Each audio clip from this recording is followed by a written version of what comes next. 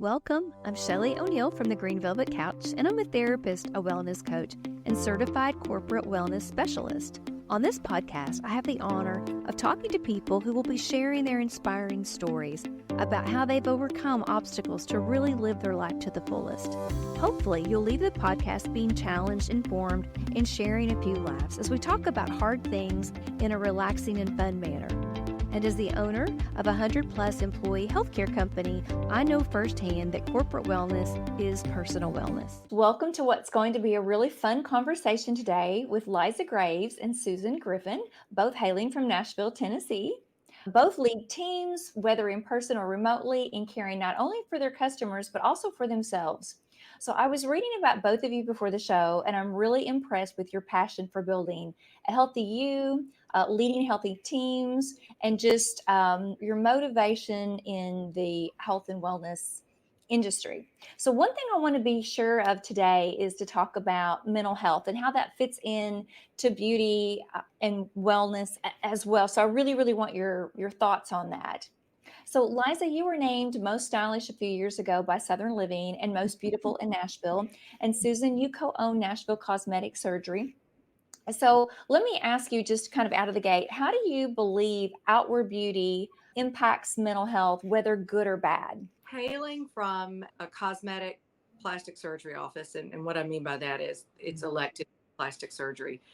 We have both a surgical and a non-surgical side. I think we, from the vantage point that we sit, get to see all kinds of mental health in the beauty space. Some really great and some not so great. Let me start by saying that I think that the way you feel about yourself informs everything about the way you relate to other people. And there is nothing more powerful than seeing that transformation. I think people assume that electing to have a cosmetic procedure is vanity or shallow. And what I found is it's really actually not. And for the most part, the transformation is really powerful. The human condition is to seek the beautiful in things. Yes.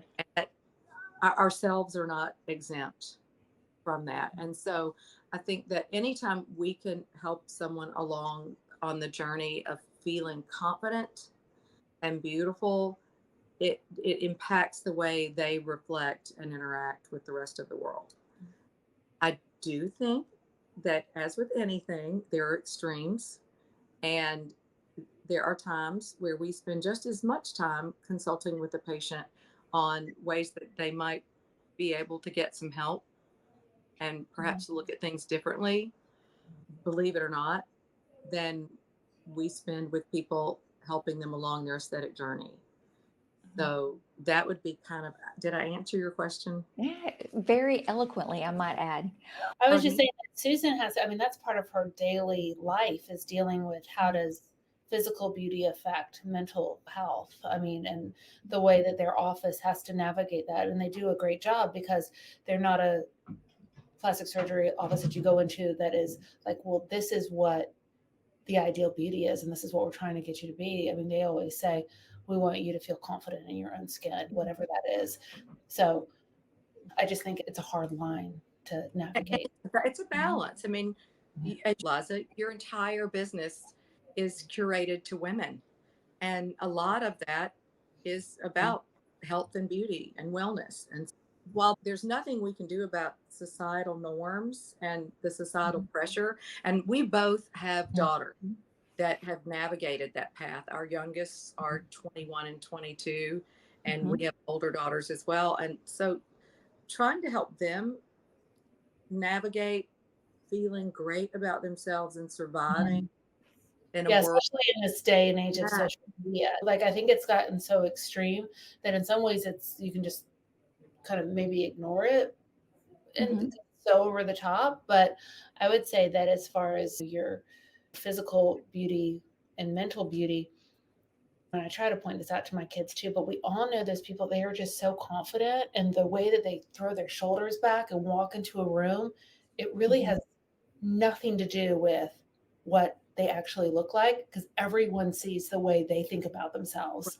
Yes. And that always trumps just physical, because physical beauty means nothing if you're not like in there shiny. But so many people, unfortunately, today they'll compare, and comparison is just the thief of joy. But if you just own yourself, it's just that is beautiful. It really has nothing to do with size. And it's not, I mean, one of our philosophy statements is beauty. We believe that beauty comes in all sizes, shapes, colors, and it really is true. My husband has always said to me, you can be just as beautiful and sexy in a size 18 as you are in a size 2. Really depends on the ear, not what's below the neck. And I do agree with him. We all have friends. We all know people that are just the envy. And it's that essence of who they are and the spirit that they walk around with and that level of confidence that make everyone envious of. As a therapist, one of the things I've never become tired of is watching people heal. And when they start feeling better emotionally and their mental health improves, guess what? The first thing you notice is their physical appearance. And that is the way they walk and they talk. And so it's taking back power in their life. It's choosing beauty when maybe it was a really difficult circumstance, injury, accident, illness, whatever, but it's choosing to see the beauty in those scars. And I think that's really powerful. But and then what I want to discuss too is you lead teams and you have companies. So how do you all really look out for other people's mental health in a business with a team? And how does that really fit with what you do as business owners, and then also modeling for other people? Yeah. Well, I'll go first on that one. And it's always tough. And right when you think you have it, you don't have it. And what I mean by that is it's not a goal that you ever achieve. It's a goal that you constantly strive for.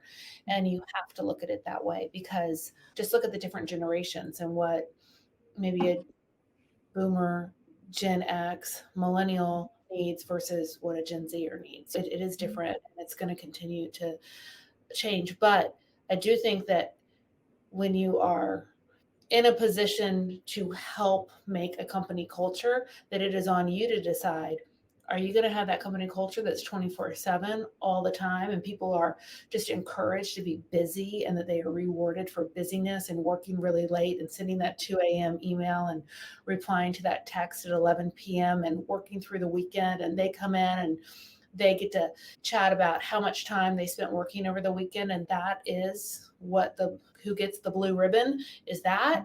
Or is it going to be, listen, this is the way that we work, these are the boundaries that we have, and we really want you to have downtime, because we know when you have downtime, you're going to be that much more refreshed and be able to give back in a positive way. So I think that starts from the top. And what I would add is, in my industry, it's predominantly female. It's populated by women in most of the positions, with the exception, there are male nurses, there are male surgeons, but there are very few male estheticians. There are male injectors. We don't have any. So it's a team of women and 20 total, and my husband. And so what I really wanted to be from the beginning was, I struggled. We started the business together. We had young children. It was really hard to be a working mom. Liza had these conversations ad nauseum about how hard it was to not be able to attend to everything else that all the mothers were attending. And then you felt like you were just failing completely. Your kids wondered why you weren't there. Other people made judgments about why you weren't there. You couldn't participate in every bake sale. You weren't doing everything. And then you felt like you were pulled from all sides. So one of the things that I said that I really wanted to do was, I wanted to make sure that we made it easier to be a woman and a mother in our workplace. And it's hard because we are patient facing. So while it's not life or death, you still have to show up at the office every day. Yeah. And yet you've got kids and they have needs. So it's the little things like making the decision or the way you respond when you have the employee that has the sick child, or they just need a mental health day. Because spread so thin, or they want to take off to see their child. Just recently, we have one of our employees that really wanted to see her sons in their Thanksgiving celebration at school and participate with them. And so you can either say, oh my gosh, yes, but you're going to have to take this as PTO, or you say, Mhm. absolutely, just take care of business. And as long as you've taken care of business, then it's fine. Go. We really want to be a workplace that is flexible enough to allow that, because I do think it affects, it's in the big picture, it affects mental health. So that would be a very small indicator of the way I've tried to change the way we do business to make it easier for women. And not, I know you didn't want to talk about just women, but for us, that's we're female Sure. dominant. Yeah. Well, and I really appreciate the fact that you talked about the challenges of working, of owning a business and different things, because I had 3 children that I was raising while I was starting my business. And I was the mom that was coming in hot on 2 wheels, it felt like, for a football game or an academic meet or whatever. And like you said, there's always some judgment there. And then your kids are like, she's late again. For me, I would be ready to walk out the door and there would be an eval in the ER for someone was coming in and in a mental health crisis that I needed to attend to. And I'm looking at my watch going, oh, I'm going to miss it or I'm going to be late. And you can't get there and always explain that. It just looks like you had poor time management or your kids weren't a priority, or the backstory, you never really know. So I appreciate that you work hard to not assign those sorts of things to your employees and instead become a safe place to be able to try and balance the best we can. And I know, Liza, you said we were talking about like self-care. You're like, oh, December's a tough month. The reality is, good self-care and health and wellness is a practice. And I think we have to give ourselves grace. Healthy people aren't healthy 24/7. Great kids aren't good 24/7. Yeah. Thoughts on that? Yeah. Well, I guess just we are talking in December and it's just going from one meeting to the next. And I was trying to get our holiday gifts out to all of our clients. And we realized that is the box right? And it needs extra tape and the blah, just all the stuff. And so all of a sudden, this project that should have been like 5 hours is going to be like 30 hours. And I know we've got everyone involved, not everyone, but like this, okay, so now this group is going to be involved, now this group. And it's just hard. You have those little things that get thrown in. Okay, great. But we're still trying to make our numbers by the end of the year. And we take off a week. We take off, well, our last day will be 12:30 on the 22nd. We'll come back to work January 2nd. That's great, right? But we're still publishing. We're still emails. There's still customer service that's coming in. Well, we have to assign different people to, you're off, but I need you to be doing, like, I need everyone to understand, like, listen, there's some people in this company that are 100% off, but there are other people in this company that still have to do a little bit. And just because they only have to do 30 minutes a day, what that means is they've got to set that time aside. They've got to dive into it. They've got to come out of it. That 30 minutes is more like an hour 15. We all know that, right? Mm-hmm. So it's great to take time off, but the prep work to take that time off, whew, Right. can be hard. You have when you have employees that have different family situations. So you have some that are parents, you have some that aren't parents, and they don't fully understand the demands of being a parent of young children or older children. And something I did learn, that the thing that I have learned to do is I hire to compliment myself, and then I have to control that, because when I hire to compliment myself, they're usually much more easygoing and softer and more relaxed. And I have to realize that's a good thing. And I need to let that be and reward that behavior, because it balances out everyone.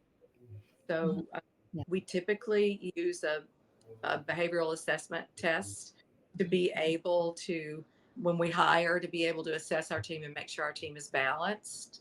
And then I'll refer back to, if I feel as though something's not quite right with an employee, I'll pull the predictive index back up and I'll say, oh, you know what? I need to temper it, and I need to have given that message differently. And so my ability to stop and be vulnerable and say, this was a fail on my part. I did not come as my best self here. Can we have a do-over? And let me redo that and show you that I really do care. One of the things that Stacy, our office manager, walks in and does is she wants to touch everyone, physically, literally touch. And sometimes that's great. On a stressful day, just having someone lay their hand on your shoulder and say, "Hey, how are you today?" And looking in their eyes to say, "I see you. How are you today?" is all you really need to take that stress level down. And she's great at that. And I have to remember to allow her that time and to truly celebrate that she brings that to the table. So she's got a lot of skills in helping de-escalate and calm and really change that fast-paced, hurried healthcare just process of like you said, patient-facing services. Yeah. Yes. And she's not as fast as I would like her to be on other things, but that's why I hired her, because what she brings to the table is so important to our team. Mm-hmm. And I'll piggyback on top of that and just say that when Susan talked about using PI or predictive index, we use that as well. Since we're talking about mental health in the workplace, I think that starts from the very beginning. It doesn't matter if you like somebody that you're interviewing, it's trying to get the right person in the right job. Because if their skill set is utilized and they feel fulfilled in that role and they're not trying to fight their natural inclinations to fit a role that they were hired for, then you're starting off with, okay, we got the right person in the right role. You can start to manage that better. And we find that by using PI also to help get that right person, it helps eliminate some of the, but I like them, I just want to work with them, I think they'll be great. And they're not detail oriented and you're hiring them for a very detail oriented job, or they're really detail oriented and you're hiring them for a sales role where you kind of just want them to go. It's a good thing, I think, to use some of these amazing tools that are out there so that you're set up for success for them from the beginning. We spend so much time in the workplace that it needs to be a place that you enjoy coming to.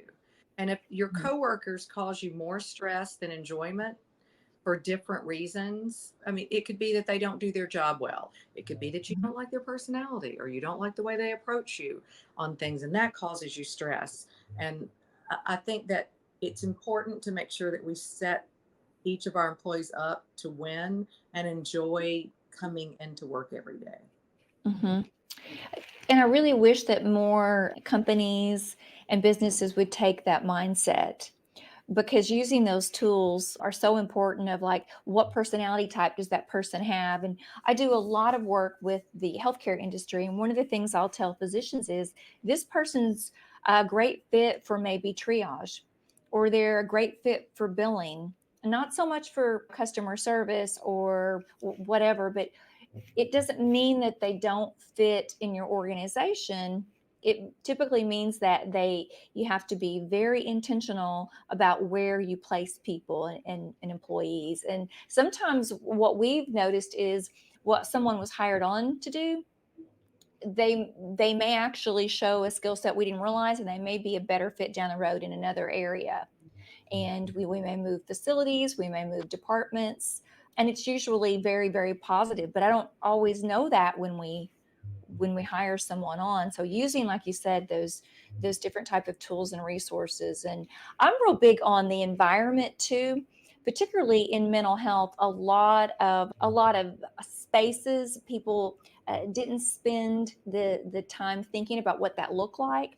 So for patients to come in and feel calm, and aesthetically it feels clean and kind of minimalistic, but really let you focus on what you're there for. But a nice environment, like you said, is so important. And I tell our front office that when they walk into our facility, the marketing, everything that we've done to help that patient choose us, when they get there, their first impression is their interaction with the front office, and it is as important as anything clinically that we do. Yeah. Yes. And then you're walking out the door, it's the same thing. I know it's funny because you walk into different physicians' offices, no matter where on the spectrum, physician-wise they are.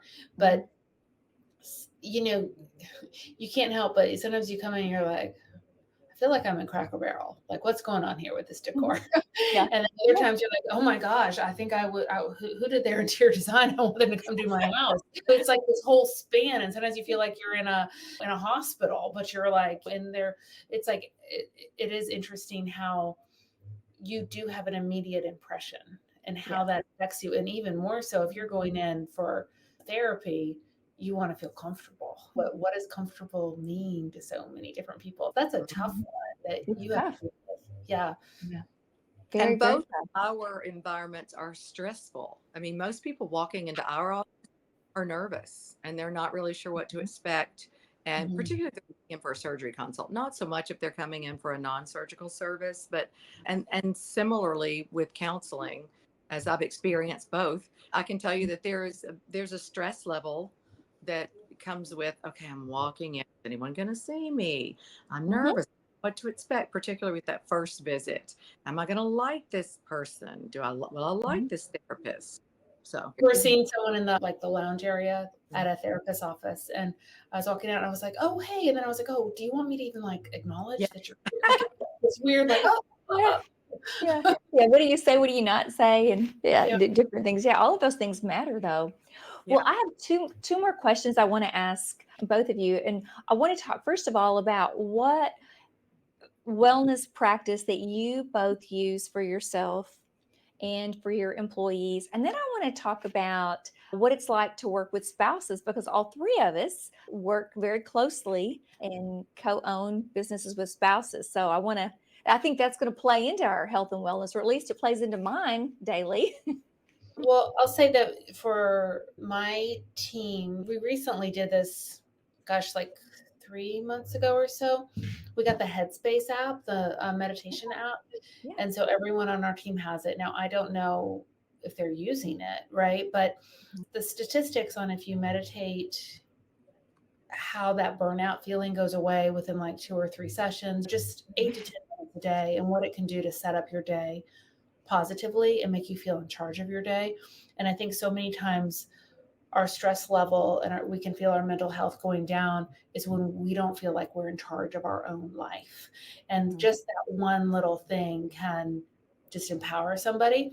And so we do that. And I think that they just like the fact that we're thinking about them, we care about them and got them this. So that was good. And then just talking about, I can't remember if it was in this part or not, where just communication after hours and all that, and just talking about it a lot. Like, listen, we want you to take vacation. We want you to be off. We want you to go enjoy your evening. We want you to go enjoy your weekend. And if we really need you, I will text you. And when that happens, you're going to be like, she never texts me. What's going on? That's how I want you to feel. I don't want to be like, yeah, she talks that, but look, she's always texting me. Yeah. Like, I don't want that. I want to be like, oh, you know what? I should take care of this because this is really unusual instead of it being. So I think that there are ways that we can set it up. And then lastly, I'm just going to say that I think we can do stuff sometimes that are like fun little challenges. So we have a step challenge out there right now, and it's for 6 months. And everyone that hits the step challenge, is not a hard step challenge to hit, but it does take thinking about it. Everyone's going to get go to Fleet Feet and get a pair of sneakers, whichever pair of shoes they want. But it's because physical health, the more you take care of yourself, the more it helps your mental health. And when we have people who are healthy showing up for work, they're more creative. Because they're healthy, they're able to deal with other people who maybe aren't as healthy, or a client that's not healthy. And then you don't react as quickly and sharply because you're healthy. So I think it's really important for businesses to really lean into having a supportive environment. And for people who are penny pinchers on it, it helps you financially to have healthy people.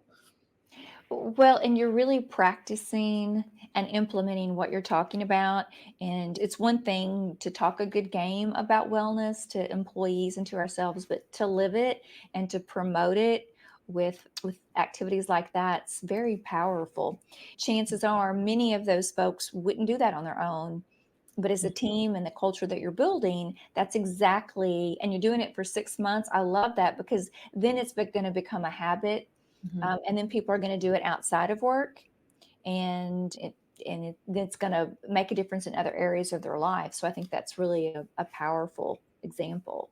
Susan, how about you as far as just health and wellness practices that you use and along with your teams? So I'm a fitness enthusiast. Well, couple of things. First of all, I think that as my as I pack a tight suitcase, so about 8 years ago, what I learned was that meditation really helped calm my mind, and Mhm. started just a very quick 10-minute practice about 8 years ago. And what I found is that I start my day better if I can take the time to do that. What happened this year was I realized that meditation doesn't have to be the practice of just one 15, 20, 30-minute session. It's really being able to stop and take a time out. Activity of stopping and observing in almost a third party setting was really powerful for me. And what helps me do that is usually breathing. So Mhm. breathing techniques that we bring into the office are when we feel the stress and the pitch rising, I will usually walk in, or Stacy will walk in and say, okay, let's all just take 10 deep breaths. Let's take the time to do it. We do the box breathing, counting in, Mhm. holding, counting out. And it's amazing what it will do. When you're dealing with patients, as you absorb all of that energy, and it's not always positive, but you want it to be. And what we want people to feel when they walk into our offices. So that's the first thing. The second thing is because I do believe in movement and using your body. And I think it does help to recenter and to ground you. I will usually make the people that don't want to stop for lunch. They work through lunch. They're nibblers. They've got too much to do. Make them stop, get up. We either walk the building, or we work Okay. area where we're able to walk back and forth. And I'll say, hey, let's go and let's walk to Starbucks. We're going to walk to Starbucks. We're going to walk back. And just the act of getting out the door and being in fresh air and moving your body. We even have walking meetings where we walk and we actually work with that. I have a little surprise gift for Stacy, our office manager. She's going to love it.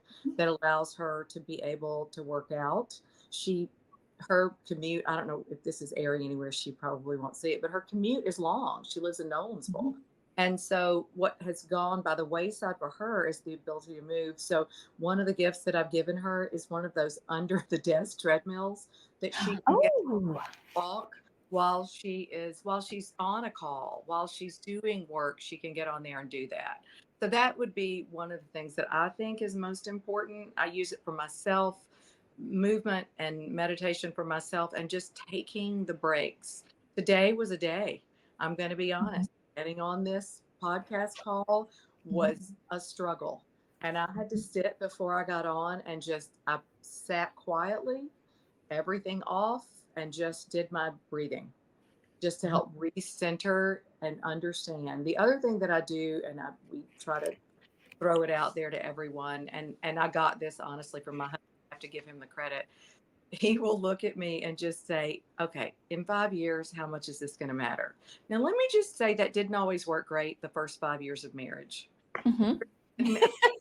Well, but at this point, what I've come to understand is he's usually right, as much as I hate to give it to him. And I have to stop and say, okay, let's put this in perspective, guys. In 5 years, how is this really going to matter? Let's take it down and let's reprioritize. So Mhm. those are really the three things that stand out to me when you ask me how we protect mental health. And Well, that's there again, that's such a powerful example with breathing and movement and in your own practice of meditation. Longevity is linked to movement, and there are a lot of studies that say that every 10 years, our movement decreases significantly. So if you think of how much you move from age 10 to 20, and then 20 to 30, and 30 to 40. And so if you think about the breathing aspect and how it does quiet our mind and that sort of thing, along with the movement, then you're looking at minimalizing injuries and just being more active. And there again, one of the first things we do in working with folks, in whether it's life coaching or doing therapy, is we talk to them about moving. Like, you've got to move, because the more depressed and anxious people become, the less they move. They become very sedentary, and they're there on the couch. Getting a shower is often a huge job to be able to do. So movement is so linked to mental health. So I think that's great that you implement that. Well, we're going to talk for a moment about what's it really like working with spouses in this field, in the health and wellness industry, and how healthy and well do you feel dealing with spouses day after day? So, for you, Susan, how long have you worked with your husband? So we have been married 31 years. We've worked together 24. Now, the beauty of that is we both do very different things. I'm non-medical. I have a finance degree, managed and trained and done all sorts of other things that brought me to the place where I was able to start the business with my husband. He's the physician in the practice, and I run the non-surgical side and run the practice from a practice administrator role. It's a challenge in some ways, and it's also been a real gift.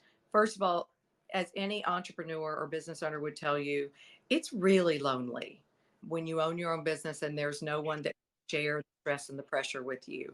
And you don't feel as though anyone has your back in the same way. So, from that aspect, I have a partner, which is great. I do feel like we both understand the pressure that are involved. And I know that there is someone that's on my team that has my back in a way that employees aren't always necessarily can't fulfill, and they shouldn't fulfill that.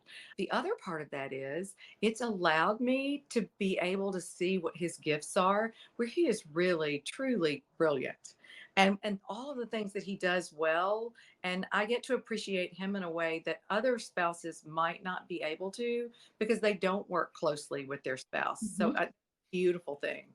On the other side, there is no shut off point. So you have to work Mhm. really hard to set boundaries in your marriage and say, okay, from the moment we walk out the door, we're going to set boundaries on when we talk about work, when we work, and how we let that impact who we are.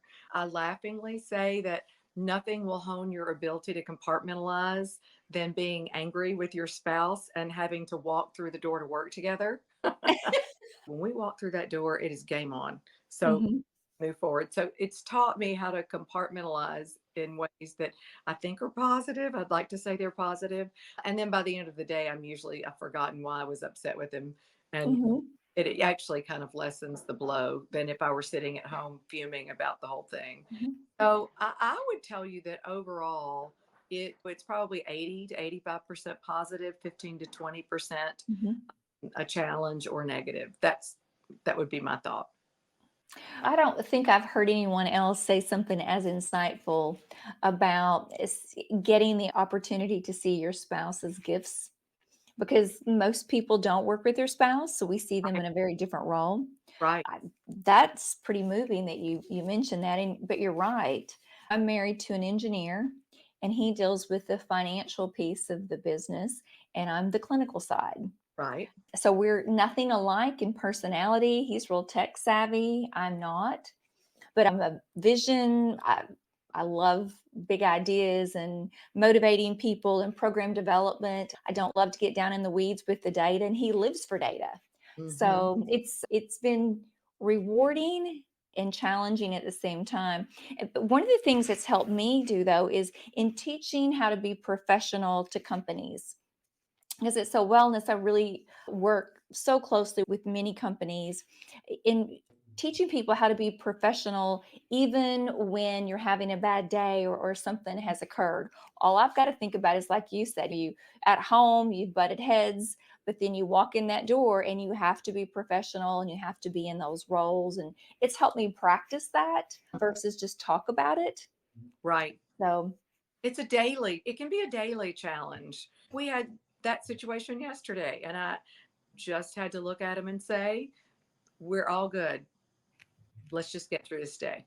mhm. Yeah.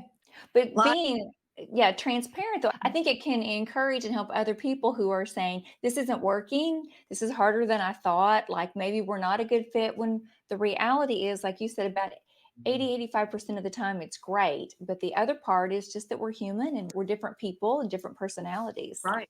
Marriage is hard. Marriage is hard, period. And then add to that having to work with your spouse. But Mhm. again, I would tell you, I probably would never have seen all of the beauty of what his gifts are. And then even we'll be in a leadership team meeting and I will think it's my area of expertise and I've looked at something 7 different ways and I've presented the options and the opportunities and he will come at it from a completely different perspective. And I'm dumbfounded. I'm sitting across the table like, that was brilliant. Mm-hmm. And why didn't I think of that? Mm-hmm. And so go high five across the table. That was great. Yeah. So yeah, it's been a positive. Mm-hmm. Well, yeah, Liza, I'll ask you kind of the same thing then about just working with your spouse, the pros and the cons, and how do you really focus on staying healthy in doing that? Mm-hmm. Well, I think you have to make sure that both of you are committed to that. I think it doesn't work if only one of you is committed to that. So I think that's the first thing. And I also think that we can feed off of each other. And so my example would be I had COVID a month ago. I was in bed for a week. It was bad COVID. And it's just like all the rolling stuff that comes afterwards. And then I stopped moving. And then because I didn't feel good and blah, blah, blah. And I really needed him to pick me up. And so he has been like Mr. Chipper, Mr. Hay. And I've been like, ugh. I can't get out of bed. I can get out of bed like after 7 a.m. But today I was like, oh, I think I've rubbed off on him. I gotta like turn this around.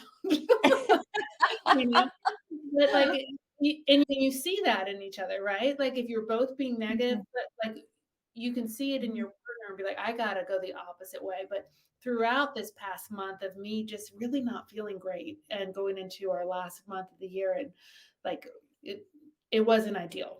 And I just kept saying, thank you, thank you, thank you. Your positive energy is helping me here because I know I'm in a bad space. I know I'm in a bad space, like acknowledging it and saying thank you. But I think that no one knows you better than your spouse. That as far as being business partners, there's probably a lot more spouse business partners that make it work than business partners in general. And you both have the same goals in life. If you have a healthy marriage, you're talking about your goals and you're both kind of going for the same thing long term. So I think that that's super helpful in a way. Yeah, building something together that's going to contribute to your life and leave that legacy, whether it's for your family or community or whatever. I think that's powerful. And I always like to think I'm doing this on my own, but no, that's laughable. That's just totally incorrect, that his skills and encouragement is as important as what I do. And so, yeah, building that with someone is, like you said, no one knows you like your spouse, good and bad, right? They see us. Yeah, I love that stuff. But you kind of like, it's like when people are saying, hey, what's your hobby? And I don't want to be like, I love talking about business and I love talking about my business. I love talking about other people's business. Like I love business. Well, when you're married to someone who that's part of what they enjoy too, it's kind of like when you have kids, no one wants to hear you talk about your kids all the time, except for like their grandparents, right? But like you can talk to your spouse all the time about it. I think a business is kind of the same way. Like no one wants to hear you talk about in and out about your business all day long. And you're like, what about this? What about that? But when you're together, it can be fun. And that fun is helpful because being a business owner is hard. It's really a heavy backpack to wear around every single day that no one else gets. But if you're doing that with your husband, they get it. So it's a special thing when it works. Awesome. Well, thank you both so very much for sharing your experiences. I've learned a lot. I think this is going to be really helpful to our listeners. I want both of you to kind of tell us how people can get in contact with you and follow your story as well. For me, it's Liza Graves at HaveStyleBlueprint.com, which is a publication. So you can follow along at Style Blueprint or like on LinkedIn at Liza Graves. Wonderful. And I'm Susan Griffin, and we own Nashville Cosmetic Surgery. It's a plastic surgery office and med spa and surgery center. I'm Susan at Nashville Cosmetic Surgery. I am behind the scenes. You don't see me very often, but if I'm ever needed, I'm easy to get. Wonderful. Well, I'm just very honored and thrilled to get to meet you and talk with you all. Just learned so much and it's been fun. And I don't know about you, but I need more fun in my life. Thanks so much for listening to Shelly O'Neal from the Green Velvet Couch. If you're enjoying the show, please rate, subscribe, and review where you listen to your podcast. That helps others find the show and begin their own wellness journey. Thanks again for tuning in. Until next time, go live your best life.